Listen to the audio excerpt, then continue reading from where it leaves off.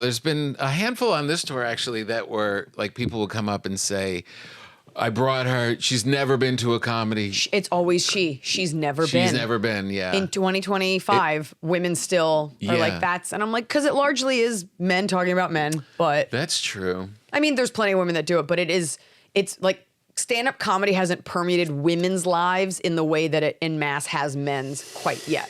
Yeah, right. By virtue of the fact that we like both still hear that. You have like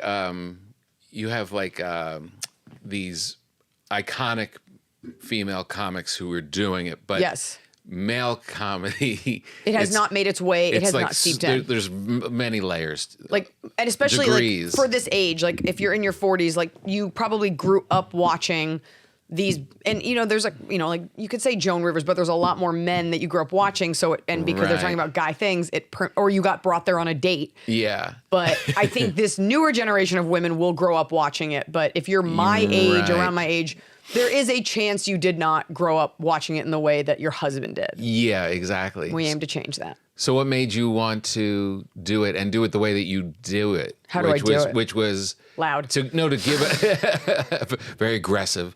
No, because you talk about these issues really like head on in a very cool like way. Like it's not, you talk just the way you started with male and female comedians. Your act and your point of view is, I'm going to call bullshit on a lot of this. But like, if you grew up, what was your influence? I don't know. To find it. I don't. First of all, is this a pillow? That's a provolone. Can I use this provolone as as lumbar a back support? Thing? Yeah. I was like, I better sit up straight. I wore white, so we don't want to look mushy. Put it right there between the angel wings. I don't know. I didn't grow up watching stand-up. I grew up watching sketch. I grew up watching sitcoms, just sort of piecing together an education, which is like, it's 9 o'clock, my mom's asleep, what can I find on TV? Yeah. And the answer was like Martin. Right. You know, or like In Living Color. And I grew up watching a lot of sketch, and I did sketch, and I wrote my own sketches, and I got to college, and I was in a sketch troupe, and then I was like, I bet I could just say these things. And so I just started doing it on my own. And it just became the way that it is. My whole life, I've always been the kind of person, I've always been a comic because I've always thought like, wait, something about what you're saying isn't right. Right. Or just because you're the authority figure doesn't mean you're smart.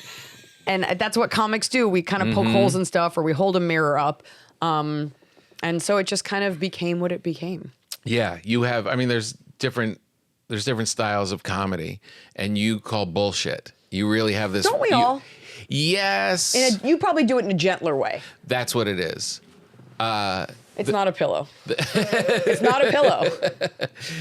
No, we all call bullshit in the moment, and like, well, we're very good at exposing, you know, what someone's really trying to say or what's really happening. Yeah. That kind of thing. But yours is scarier. It's scarier to someone who's not prepared to hear it. Yeah. And I think men use that word because it's jarring to hear a woman speak with some bass in her voice. And I think...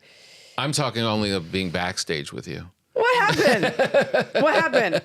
I feel like I'm always bringing you up. Like backstage. Like I feel like... at the Comedy Store or something. I feel like it's never you bringing me up. I feel like it's... maybe I'm thinking of it. There's certain comics I'm always before and I'm always after. Oh, that's funny. Yeah. Yeah. And there's certain comics you're never... I know. I'm always like with Sarah Tiana. Sarah's always like right before me. She's intense. She loves doing push-ups. She's like a football person. She loves She came on my radio show and talked football. I couldn't keep up. Sarah, I don't know. Could not keep up. I seemed like I'd be a football girl. I gave it up. Yeah. I'm from Texas, and I got here. When I met my husband, I was like, well, if we have a boy, he'll play football. My husband was like, absolutely not. I was like, oh, I guess I'm done with that part of my personality. Yeah. I guess I'm done pretending to care about the Cowboys. Yeah, I don't have to do that anymore. I don't have to do that anymore. No, I married an artist. You are intimidating. I'll say it. Backstage, we're friends. We always get along. We never do anything. We never have words or anything like that. No. But your presence is powerful. Really? Yes, 100%. I always feel like the comedy, and we can talk about the Comedy Store. I appreciate that. Yeah. You're like, it wasn't a compliment. It was a compliment. I always feel like the Comedy Store it's like, there's so much weird energy. Yeah. It's off kilter. It's off kilter. It's this weird dysfunctional. We'll say it's a family. It's a family of like a lot of drug addicts you don't know that well. Yeah, yeah, exactly. But wouldn't you say, and you've been doing it longer than I, wouldn't you say like there's a weird like juju?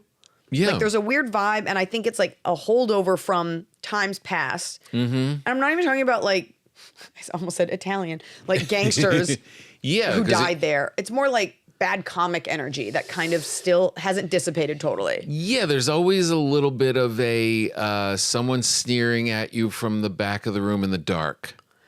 Yeah. You know what I mean? I feel like when I started there, it was such a bad vibe. Super, intense. So right? this was like 20 years ago, which is wild to say. Insane, I know. And it was so negative, but I didn't know any better. Right. So there's a power in like not knowing what you don't know. Yeah. But I remember how negative it was, and to this day, comics will be like, "Oh, it's a bad vibe," and I'm like, "Oh, I think it's just a more intense vibe now." Like I don't, as an upperclassman now, I don't feel nervous around comics. But I think people don't want to say hi in a green room because you're afraid the comic will be rude. Yeah. And that makes it feel when you're weird. coming up. Yeah. I think male comics imitate what they've seen from shittier male comics, and then female comics thinking like, I'll be like that. I always try to break that. If I see someone in my green room who I don't know, I'll walk up to them or I'll just say, "Hi, I'm Iliza." Because I think when you're a woman, it looks like you look worse than if a guy doesn't say hi. Oh, interesting. And so I always just try to say hi, but I also like if I walk in and it's a bunch of guys talking about like cars, like I will wait outside. It smells like weed and vape juice, and like I don't care. That being said, it's more joyful than it's ever been, I think. I think that's in our right. era. I think that's right. I think when Emily was booking it, I think it felt lighter, and now that Rose is booking it, not to get like too inside baseball, but there is like I feel like things have like leveled up over the last few years, and there's more joy. comics. There's like it's different. It's not just one type of comic any longer. What do you think it is? What do you think that is? I think that I don't know. It got real. When it was really dark, when you were talking about 20 years ago, like I would stay away from the place because it was just like I didn't feel better when I left. You know, like it was because you don't like assault women as a hobby. Not as a hobby. Not as a hobby. I'm a professional. I've worked hard. I paid my dues. But it was like kind of, and then I came back at a certain point, and it was just more fun. I think it was the comics they were booking, and that started attracting certain audiences. They were expanding. The comics were expanding, and it just became different voices and became more fun. I like how you're not naming names. You're like, it's just different. It's different. Whomever was there or not there, it's just different. Yeah, but it was. I mean, you know, it happened in New York clubs too. Like when crowds aren't showing up. Then it seems like even darker, right? So there was a lot of times when there was very sparse at the store. I think it's just any business, like it ebbs and it flows. And I think the internet becoming a place for breeding comics has also helped, and podcasts and all of this. It's like Joe Roganification of the podcast industry in terms of that being a place where you can find comedy and things like that. And people started coming because I've seen it. The attendance at all the clubs kind of wane and then come back. So I think it's just part of getting older is you just like remember when it wasn't great or when it was great, or like when the summer when the AC wasn't working, right? We all showed up anyway. And so but you have but it's impressive, and back to saying it wasn't a compliment. It is a compliment because you I've seen you when you come in, and if people are trying to like change the lineup of the show, or if people are like running, or if it's running late and you've got shit to do and you got a family, you got stuff to do, you don't take it. You're just like, you're very honest. Yeah, exactly. You gave me the spot. I'm like, between the three of us, one of us sells tickets. Right. And so I think that one is the one that should have the spot they want, because that one has 4 other spots tonight. Right. And you can appreciate that if you've got, I don't just pick a spot for vanity. I pick it really out of exhaustion, so no one has to see me past 10:30 at night. I know. A sweet 8:30. I just want that early spot. I'll even open your room. I don't care. Exactly. I'll devour your audience and go to bed. Right, exactly. And be in bed by the time the third comic's on. That's right. Mark Maron, one time we were doing some fundraiser, and we were like looking out of the crowd, and I was like, we were like kind of gauging them. Yeah. And I was like, they're good. He goes, they're good. You'll be fine. I was like, yeah. He goes, you'll do what you always do. You'll talk through the laughs. You'll make your animal noises and you'll leave. Oh, he's the worst. He is the worst. I was just talking about Colin Quinn, how Colin's like one of those guys who just can see through bullshit, like really like with a laser. But Mark does it in the same way, but meaner. But I love it because it's great. It is ultimately toothless. I don't think he's going to talk to you if he doesn't like you. Exactly. That's what people don't get about comics. Like, I wouldn't bother making fun of you if I didn't like you, if I didn't think you could take it. Yeah. If I don't like you, like, I won't speak to you. Right, I can't make eye contact. Like, I can't fake it. Yeah. I'll never be rude, but you won't hear from me. Yeah. Mom, no. There's a documentary, I think it just came out, about Mark.